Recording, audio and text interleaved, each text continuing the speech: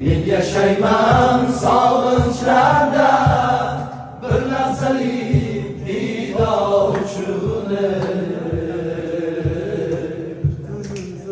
Chiroqning ostida o'zim, qabrning pastida o'zim, boshiga sarg'aydi yuzim bir lahzalik diydor uchun.